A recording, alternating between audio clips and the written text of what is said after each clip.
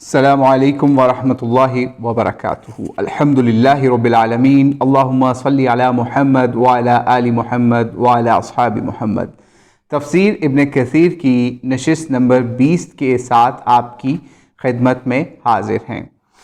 ہم یہاں پر شروع کر رہے ہیں آل عمران کی آیت نمبر 65 سے، اور سپارہ نمبر 3 ہے۔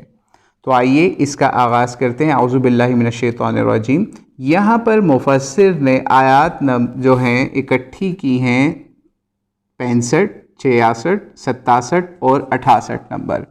ان چاروں آیات کو اکٹھا انہوں نے لکھا، پھر اس کا ترجمہ کیا۔ آئیے اس کے ترجمے سے اس کا آغاز کرتے ہیں۔ یہ آیات سٹارٹ ہو رہی ہیں یا اہل الکتاب لم تحاجون فی ابراہیم سے، اور 68 نمبر پہ ختم ہو رہی ہے واللہ ولی المؤمنین کے اوپر۔ ان کا ترجمہ پڑھتے ہیں۔ اے اہل کتاب، تم ابراہیم کی بابت کیوں جھگڑتے ہو، حالانکہ تورات و انجیل تو ان کے بعد ہی نازل کی گئیں، کیا تم پھر بھی نہیں سمجھتے؟ سنو، تم لوگ اس میں جھگڑ چکے جس کا تم کو علم تھا، پھر اب اس بات میں کیوں جھگڑتے ہو جس کا تم کو علم ہی نہیں؟ اللہ تعالی جانتا ہے اور تم نہیں جانتے۔ ابراہیم نہ تو یہودی تھے نہ نصرانی تھے، بلکہ وہ تو یک طرفہ خالص مسلمان تھے، وہ مشرک بھی نہ تھے۔ سب لوگوں سے زیادہ ابراہیم سے نزدیک تر وہ لوگ ہیں جنہوں نے ان کا کہا مانا، اور یہ نبی اور جو لوگ ایمان لائے، مومنوں کا ولی اور سہارا اللہ تعالی ہی ہے۔ آیت نمبر 68 کا ترجمہ ختم ہوا۔ اب انہی آیات کی اکٹھی یہاں پر تفصیل لکھی جا رہی ہے، اس کو ہم پڑھتے ہیں۔ یہود و نصارہ کے بے علمی پر مبنی جھگڑے کی ہیڈنگ باندھی جا رہی ہے ان آیات کے اوپر، اور آپ پڑھتے ہیں آگے۔ یہودی حضرت ابراہیم علیہ السلام کو اپنے میں سے اور نصرانی حضرت ابراہیم کو اپنے میں سے کہتے، اور آپس میں اس پر بحث مباحثے کرتے رہتے تھے۔ اللہ تعالیٰ ان آیات میں دونوں کے دعووں کی تردید کرتا ہے۔ حضرت ابن عباس فرماتے ہیں کہ نجران کے نصرانیوں کے پاس یہودیوں کے علماء آئے اور حضور علیہ السلام کے سامنے ان کا جھگڑا شروع ہو گیا۔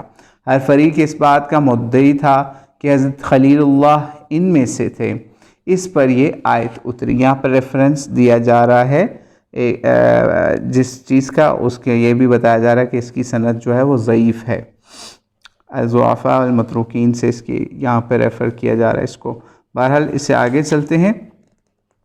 اچھا، پھر اس کے اندر یہ بھی بتایا جا رہا ہے کہ تم کو چاہیے کہ جس چیز کا علم نہ ہو اس سے علیم اللہ کے یعنی اللہ کے حوالے کرو، جو ہر چیز کی حقیقت کو جانتا ہے اور چھپی کھلی تمام چیزوں کا علم رکھتا ہے۔ اسی لیے فرمایا اللہ جانتا ہے اور تم محض بے خبر ہو۔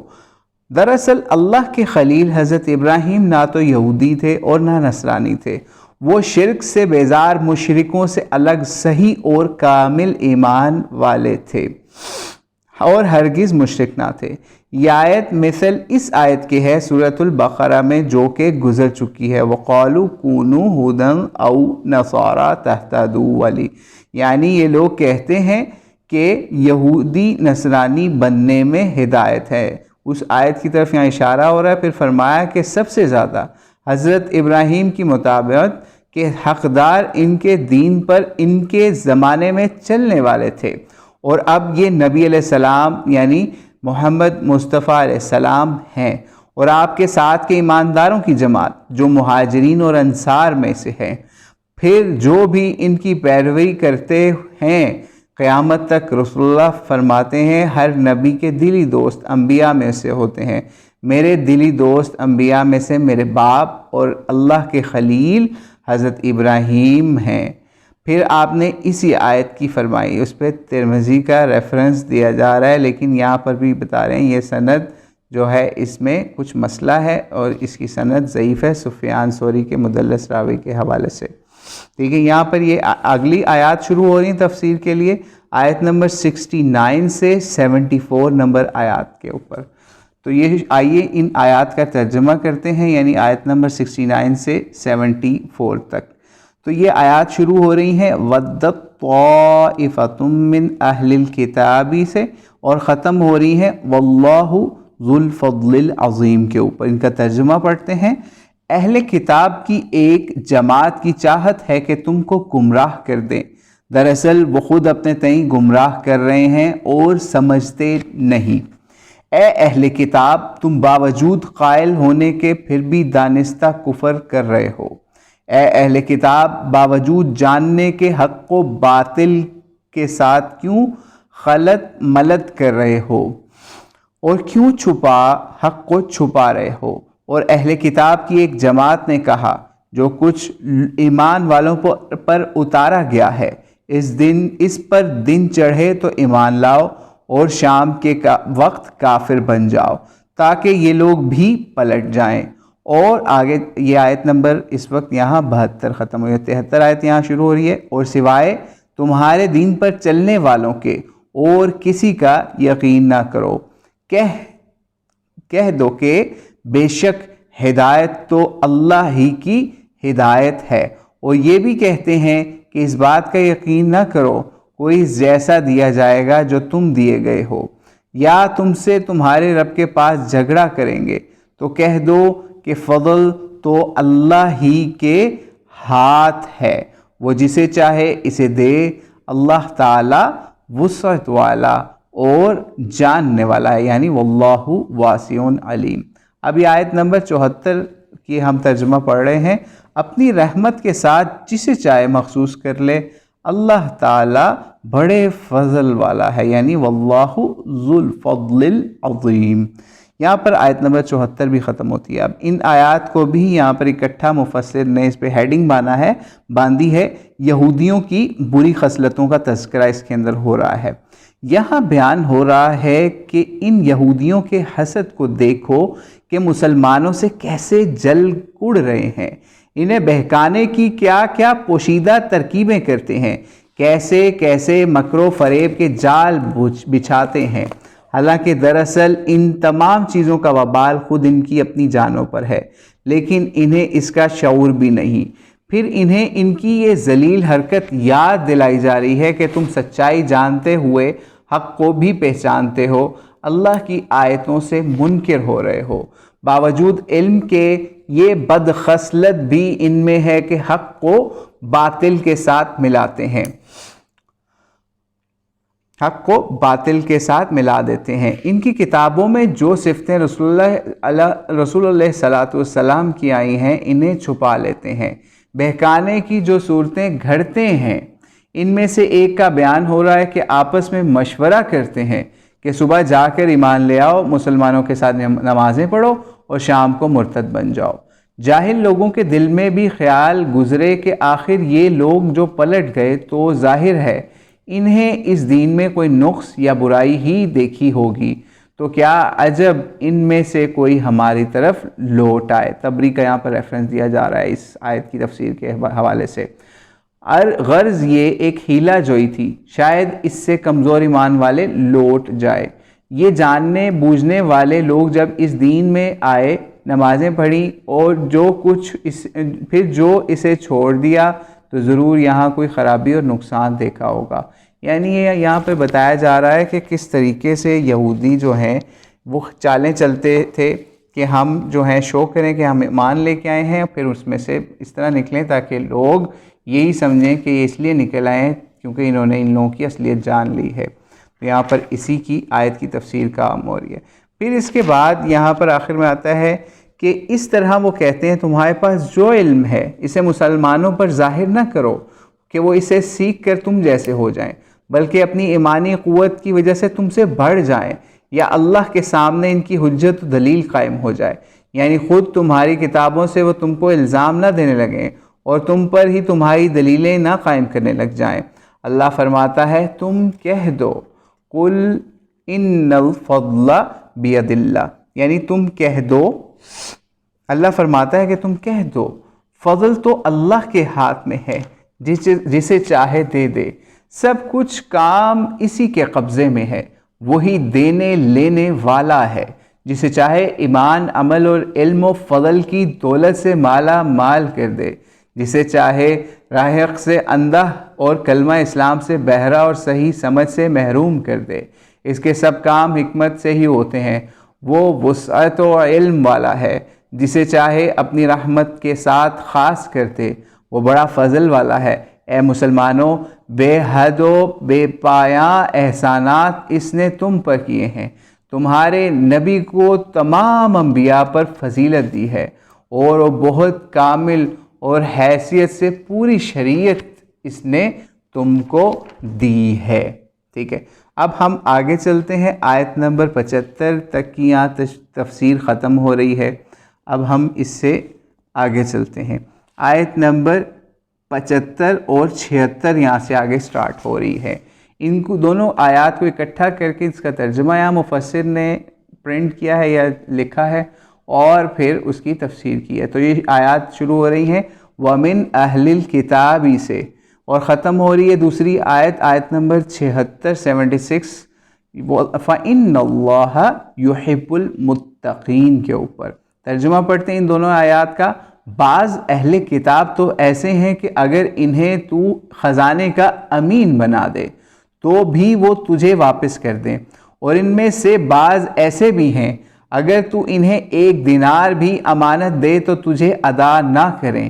ہاں، یہ اور بات ہے کہ تو اس کے سر پر ہی کھڑا رہے۔ یہ اس لیے ہے کہ انہوں نے کہہ رکھا ہے کہ ہم پر ان جاہلوں کے حق کا کوئی گناہ نہیں۔ یہ لوگ باوجود جاننے کے اللہ پر جھوٹ کہتے ہیں۔ ہاں، مواخذہ ہوگا البتہ جو شخص اپنا اقرار پورا کرے اور پرہیزگاری کرے تو اللہ تعالیٰ بھی ایسے پرہیزگاروں کو دوست رکھتا ہے۔ آیت نمبر 76 کا یہاں ترجمہ ختم ہوا۔ اب یہاں پر اس کی تفسیر پڑھتے ہیں۔ اس 75 اور 76 آیت کے اوپر تفسیر باندھی جا رہی کا ہیڈنگ باندھی جا رہی ہے اکثر یہودی خائن بلکہ بعض امانت دار ہیں۔ اللہ تعالیٰ مومنوں کو یہودیوں کی خیانت پر تنبیہ کرتا ہے کہ ان کے دھوکے میں نہ آ جائیں۔ ان میں بعض تو امانت دار ہیں اور بعض بڑے خائن ہیں، یعنی خیانت کرتے ہیں۔ بعض تو ایسے ہیں کہ خزانے کا خزانہ ان کی امانت میں ہو تو ایسے کا ایسے ہی رہے گا، پھر چھوٹی موٹی چیز میں وہ بددیانتی کیسے کریں گے، اور بعض ایسے بددیانت ہیں کہ 1 دینار بھی واپس نہ کریں گے۔ اگر ان کے سر ہو جاؤ تقاضا برابر جاری رکھو، حق طلب کرتے رہو تو شاید امانت نکل کر بھی آئے ورنہ ہضم ہی کر جائیں۔ جب 1 دینار پر یہ بددیانتی ہے تو بڑی رقم کو کیوں کر چھوڑیں گے؟ لفظ قنطار کی پوری تفسیر سورہ کے اول میں بیان ہو چکی ہے، اور دینار تو مشہور ہی ہے۔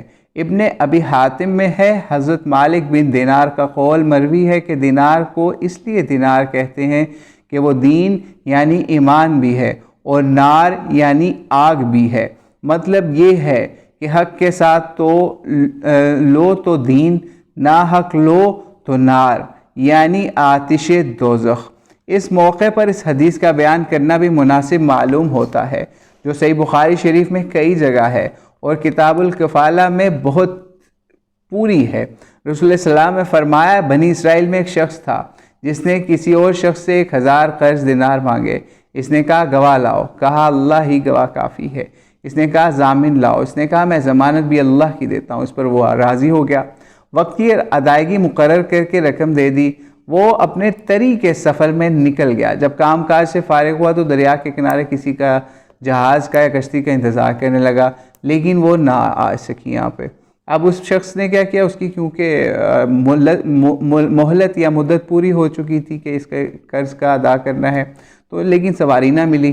اس نے ایک لکڑی لی اور اس میں بیچ میں سے کھوکھلا کیا، یعنی اس میں کھدائی کر کے یا اس میں کندہ کر کے اس نے اس میں جگہ بنائی، 1000 دینار اس میں رکھ دیے اور ایک خط بھی اس کے نام رکھ دیا، پھر منہ بند کر کے اس لکڑی کا دریا میں ڈال دیا اور کہا اے اللہ تو اچھی طرح جانتا ہے میں نے فلاں شخص سے 1000 دینار قرض تیری شہادت پر تیری ضمانت پر لیا، اس نے بھی خوش ہو کر مجھے دے دیا۔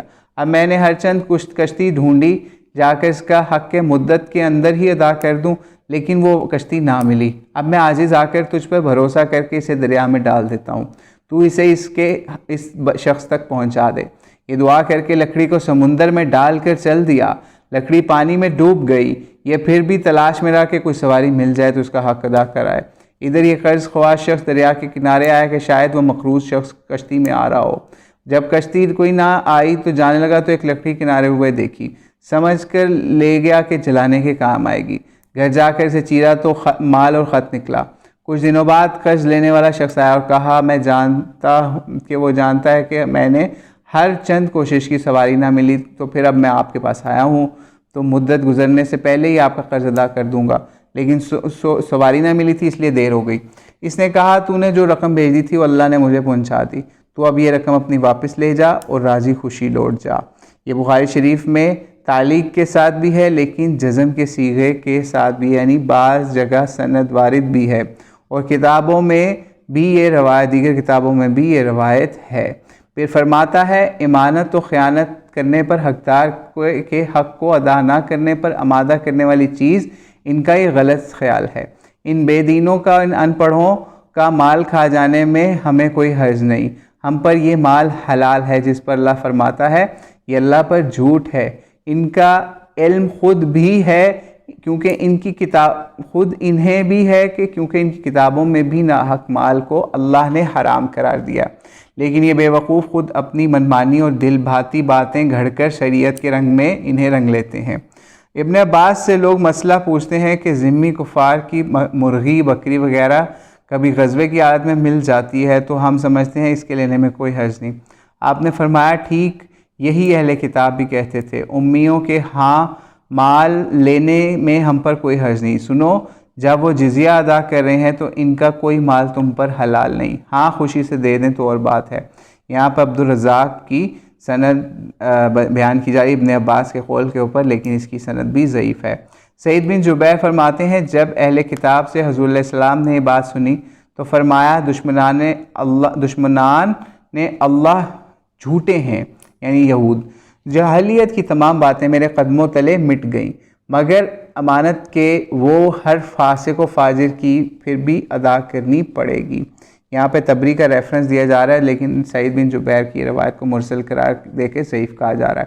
پھر ارشاد ہوتا ہے کہ لیکن جو شخص اپنے عہد کو پورا کرے اور ڈرتا رہے، اہل کتاب ہو کر بھی اپنی کتاب کی ہدایت کے مطابق حضور علیہ السلام پر ایمان لائے، جو عہد تمام انبیاء سے بھی ہو چکا ہے، جس عہد کی پابندی ان کی امتوں پر بھی لازم ہے، پھر اللہ تعالیٰ کی حرام کردہ چیزوں سے اجتناب کرے، اس کی شریعت کی اطاعت کرے، رسولوں کے خاتم اور انبیاء کے سردار حضرت محمد علیہ السلام کی پوری تابعداری کرے، وہ متقی ہے اور متقی اللہ کے دوست ہیں۔ اچھا جی، اب اگلی آیت یہاں پر مفسر لکھتے ہیں، آیت نمبر 77 آل عمران کی، ان الذین یشترون بعہد اللہ سے شروع ہو رہی ہے اور ختم ہو رہی ہے وَلَهُمْ عَذَابٌ عَلِيمٌ کے اوپر۔ ترجمہ پڑھتے ہیں بے شک جو لوگ اللہ کے عہد اور اپنی قسموں کو تھوڑی قیمت پر بیچ ڈالتے ہیں ان کے لیے آخرت میں کوئی حصہ نہیں، اللہ تعالیٰ نہ ان سے بات چیت کرے گا، نہ ان کی طرف دیکھے گا، نہ انہیں پاک کرے گا اور ان کے لیے دردناک عذاب ہے۔ آئیے اس کی تفسیر پڑھتے ہیں۔ اس پہ ہیڈنگ باندھی جا رہی ہے 3 خوش نصیب اور 3 بدبخت اشخاص۔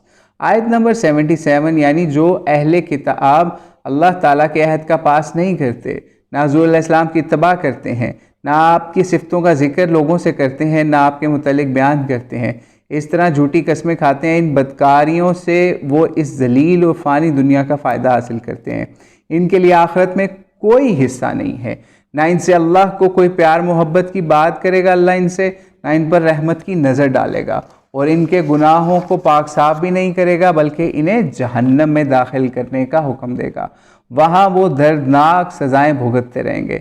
اس آیت کے متعلق بہت سی حدیثیں بھی ہیں جن میں سے کچھ ہم یہاں پر بھی بیان کرتے ہیں۔ مسند احمد میں ہے 3 قسم کے لوگ ہیں جن سے اللہ نہ تو کلام کرے گا، نہ ان کی طرف قیامت کے دن نظر رحمت سے دیکھے گا، نہ انہیں پاک کرے گا۔ ابو ذر نے سن کر کہا یا رسول اللہ یہ لوگ کون ہیں؟ تو بتایا گیا یہ بڑے گھاٹے اور نقصان میں پڑے ہیں۔ حضور علیہ السلام نے 3 مرتبہ یہی فرمایا، پھر جواب دیا ٹخنوں سے نیچے کپڑا لٹکانے والا، جھوٹی قسم سے اپنا سودا بیچنے والا اور دے کر احسان جتلانے والا۔ مسلم میں بھی یہ حدیث آئی ہے۔ اچھا، آگے ہم چلتے ہیں، مسند احمد میں ہے کندہ قبیلے کے ایک شخص امرال قیس بن عامر کا جھگڑا ایک شخص سے ہوا، حضرمی شخص سے زمین کے بارے میں تھا، جو حضور علیہ السلام کے سامنے پیش ہوا۔ آپ علیہ السلام نے نے فرمایا حضرمی اپنا ثبوت پیش کرے۔ اس کے پاس کوئی ثبوت نہ تھا۔ آپ نے فرمایا آپ کندی قسم کھا لے۔ تو حضرمی کہنے لگا یا رسول اللہ، جب اس کی قسم پر ہی فیصلہ ٹھہرا تو رب کعبہ کی قسم یہ میری زمین لے جائے گا۔ آپ علیہ السلام نے فرمایا جو شخص جھوٹی قسم سے کسی کا مال اپنا کر لے گا تو جب وہ اللہ سے ملے گا تو اللہ تعالیٰ اس سے ناخوش ہوگا۔ پھر حضور علیہ السلام نے اس آیت کی تلاوت فرمائی۔ تو امراء القیس نے کہا یا رسول اللہ، اگر کوئی چھوڑ دے تو اسے کیا اجر ملے گا؟ آپ علیہ السلام نے فرمایا جنت۔ تو کہنے لگے یا رسول اللہ گواہ رہیے میں نے وہ ساری زمین اس کے نام چھوڑ دی۔ یہ حدیث سنن نسائی میں بھی ہے، یہاں پہ اس کا ریفرنس دیا جا رہا ہے سنن کبریٰ للنسائی۔ اچھا، مسند احمد میں ہے جو شخص جھوٹی قسم کھائے تاکہ جھوٹی قسم سے کسی کا مال چھین لے تو اللہ سے جب ملے گا تو اس پہ سخت عذاب ہوگا۔ حضرت اشعث فرماتے ہیں اللہ کی قسم میرے بارے میں یہ ہے، ایک یہودی کی اور میری شرکت میں ایک زمین تھی، اس نے میری زمین کا انکار کر دیا، میں خدمت نبوی میں لایا، پھر مجھ سے فرمایا گیا تیرے پاس ثبوت ہے تو حاضر کر۔ میں نے کہا آپ علیہ السلام نے یہودی سے فرمایا کہ تو قسم کھا لے۔ میں نے کہا حضور یہ قسم کھا لے گا اور میرا مال لے جائے گا۔ بس اللہ تعالیٰ نے یہ آیت نازل فرمائی۔ یہ روایت بخاری اور مسلم دونوں میں آئی ہے جس کا یہاں پہ ریفرنس دیا جا رہا ہے۔ آگے چلتے ہیں، مسند احمد میں ہے کہ رسول اللہ علیہ السلام فرماتے ہیں اللہ کے کچھ بندے ایسے بھی ہیں جن سے اللہ قیامت کے دن بات نہ کرے گا نہ ان کی طرف دیکھے گا۔ پوچھا یا رسول اللہ علیہ السلام وہ کون ہے؟ فرمایا اپنے ماں باپ سے بیزار ہونے والے، ان سے بے رغبتی رکھنے والی لڑکی اور اپنی اولاد سے بیزار اور الگ ہونے والا باپ، اور وہ شخص جس پر کسی قوم کا احسان ہے وہ اس سے انکار کر جائے اور آنکھیں پھیر لے اور ان سے یکسوئی کر لے۔ یہاں ریفرنس دیا جا رہا ہے مسند احمد کا، لیکن یہ روایت ضعیف بتائی جا رہی ہے۔ ٹھیک ہے، یہاں کافی زیادہ احادیث تھیں، اس میں سے کچھ صحیح بھی تھیں کچھ ضعیف بھی تھیں، تو ہم نے اس میں سے چند جو ہیں وہ یہاں پر پڑھ لی ہیں۔ اب ہم اگلی آیت کے اوپر چلتے ہیں، آیت نمبر 78 کے اوپر۔ وَإِنَّ مِنْهُمْ لَفَرِيقًا سے شروع ہو رہی ہے اور ختم ہو رہی ہے وَهُمْ يَعْلَمُونَ کے اوپر۔ ترجمہ پڑھتے ہیں، یقیناً ان میں ایسا گروہ بھی ہے جو کتاب پڑھتے ہوئے اپنی زبان مڑوڑتا ہے تاکہ تم اسے کتاب ہی کی عبارت خیال کرنے لگو، اور دراصل وہ کتاب میں نہیں ہے۔ یہ کہتے بھی ہیں کہ وہ اللہ کی طرف سے ہے، حالانکہ دراصل وہ اللہ کی کتاب میں اللہ کی طرف سے نہیں، وہ تو دانستہ اللہ پر جھوٹ بولتے ہیں۔ اب آیت نمبر 78 کی یہاں پر تفسیر پڑھتے ہیں۔ کلام اللہ میں یہودیوں کی تحریف کا یہاں بیان ہو رہا ہے۔ یہاں بھی ان ملعون یہودیوں کا ذکر ہو رہا ہے کہ ان کا ایک گروہ یہ بھی کرتا ہے کہ کلام کو اس کی جگہ سے ہٹا کر ربانی کتاب میں بدل کر دیتا ہے، اصل مطلب اور صحیح معنی خبط کر دیتا ہے، جاہلوں کو اس چکر میں ڈال دیتا ہے کہ کتاب اللہ یہی ہے، پھر یہ خود اپنی زبان سے اسے کتاب اللہ کہہ کر جاہلوں کے اس خیال کو اور مضبوط کر دیتا ہے۔ جان بوجھ کر اللہ پر افتراء کرتے ہیں، جھوٹ بولتے ہیں، بکتے ہیں۔ زبان موڑنے سے مطلب یہاں تحریف کرنا ہے۔ ابن عباس سے صحیح بخاری میں مروی ہے، یہ لوگ تحریف کرتے تھے اور ازالہ کر دیتے تھے۔ مخلوق میں ایسا تو کوئی نہیں جو کتاب اللہ کا لفظ بدل دے، ہاں یہ لوگ تحریف اور بیجا تعویل کرتے تھے۔ صحیح بخاری کتاب التوحید سے یہاں پر ریفر کیا جا رہا ہے۔ اچھا، وہب فرماتے ہیں کہ تورات انجیل اسی طرح ہیں جس طرح اللہ نے اتاری، ایک حرف بھی ان میں نہیں بدلا، لیکن یہ لوگ تحریف و تعویل سے لوگوں کو گمراہ کرتے ہیں۔ جو کتابیں انہیں اپنی طرف سے لکھ لی ہیں جسے وہ اللہ تعالیٰ کی طرف سے مشہور کر رہے ہیں، ان سے بھی لوگوں کو بہکاتے ہیں، حالانکہ دراصل وہ اللہ کی طرف سے نہیں بلکہ اللہ تعالیٰ کی کتابیں تو محفوظ ہیں جو بدلتی نہیں۔ ابن ابی حاتم کا یہاں پر ریفرنس دیا جا رہا ہے۔ تو آگے چلتے ہیں آیت نمبر 79 اور 80 کے اوپر۔ یہ آیت 79 شروع ہو رہی ہے ما کانا لبشرین سے اور ختم ہو رہی ہے انتم مسلمون کے اوپر، آیت نمبر 80۔ ترجمہ پڑھتے ہیں، کسی ایسے انسان کو جسے اللہ تعالیٰ کتاب و حکمت اور نبوت دے، اس کے لیے لائق نہیں کہ پھر بھی وہ لوگوں سے کہے تم اللہ تعالیٰ کو چھوڑ کر میرے بندے بن جاؤ، بلکہ وہ تو کہے تم سب رب کے ہو جاؤ، تمہارے کتاب سکھانے کے باعث اور تمہارے کتاب پڑھنے کے سبب۔ آیت نمبر 79 ختم ہوئی، 80 شروع ہو رہی ہے۔ نہ یہ ہو سکتا ہے کہ وہ تم کو فرشتوں اور نبیوں کو رب بنا لینے کا حکم کرے، کیا وہ تمہارے مسلمان کے ہونے کے بعد تم کو کفر کا حکم دے گا؟ ٹھیک ہے، یہ آیت یہاں پر ختم ہوئی 80۔ اب اس کی تفسیر پڑھتے ہیں 79 اور 80 کی۔ اللہ تعالیٰ کا کوئی نبی، کوئی فرشتہ اپنی بندگی کی دعوت نہیں دے سکتا۔ رسول اللہ اسلام کے پاس جب یہودیوں کے اور نجرانی نصرانیوں کے علماء جمع ہوئے، آپ نے انہیں اسلام قبول کرنے کی دعوت دی تو ابو راقم قرظی کہنے لگا کہ آپ کیا چاہتے ہیں کہ جس طرح نصرانیوں نے حضرت عیسیٰ بن مریم کی عبادت کی، ہم بھی آپ کی عبادت کریں؟ تو نجران کے ایک نصرانی نے بھی، جسے آئس کہا چاہتا تھا، یہی کہا کہ آپ کی یہی چاہت ہے اور آپ کی یہی دعوت ہے۔ رسول اللہ اسلام نے معاذ نے فرمایا، معاذ اللہ، نہ ہم خود اللہ تعالیٰ کے سوا کسی دوسرے کی پوجا کریں، نہ کسی اور کو اللہ کے سوا دوسرے کی تعلیم کی عبادت کی تعلیم دیں، نہ میری پیغمبری کا یہ مقصد، نہ مجھے اللہ تعالیٰ کا یہ حکم۔ اس پر یہ آیت نازل ہوئی، ٹھیک ہے، جس کو یہاں پر ریفر کیا جا رہا ہے تبری سے اور دلائل النبوہ البیہقی سے۔ اچھا، کہ کسی انسان کی کتاب و حکمت و نبوت اور رسالت پا لینے کے بعد لائق نہیں کہ وہ اپنی پرستش کی طرف لوگوں کو بلائے، جب انبیاء کرام کا جو اتنی بڑی بزرگی، فضیلت اور مرتبے والے ہیں، یہ منصب نہیں تو کسی اور کو کیا لائق کہ اپنی پوجا پاٹ کرائے اور اپنی بندگی کی لوگوں کو تلقین کرے۔ امام حسن بصری فرماتے ہیں، ادنا مومن سے بھی یہی نہیں ہو سکتا کہ وہ لوگوں سے اپنی بندگی کروائے۔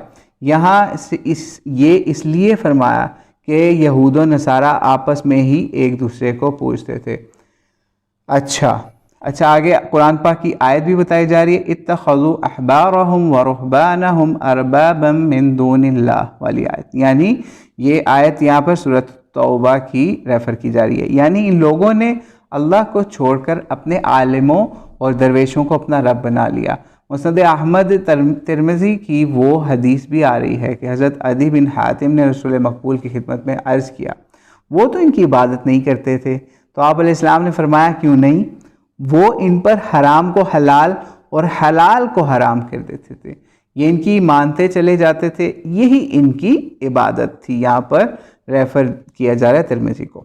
اچھا، پس جاہل درویش اور بے سمجھ علماء مشائخ اس مذمت اور ڈانٹ ڈپٹ میں داخل ہیں۔ رسول اللہ صلی اللہ علیہ وسلم ان کی اتباع کرنے والے علماء کرام سے اس سے یکسو ہیں، اس لیے وہ تو صرف فرمان ربانی اور کلام رسول کی تبلیغ کرتے ہیں، ان کاموں سے روکتے ہیں جس سے انبیاء کرام روک گئے۔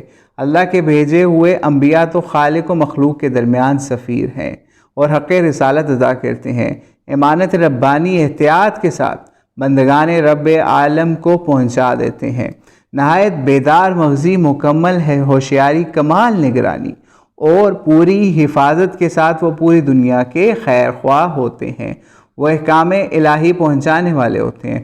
رسولوں کی ہدایت تو لوگوں کو ربانی بننے کی ہوتی ہے، وہ حکمتوں والے، حلم والے بن جائیں اور سمجھدار، عابد و زاہد، متقی اور پارسا ہیں۔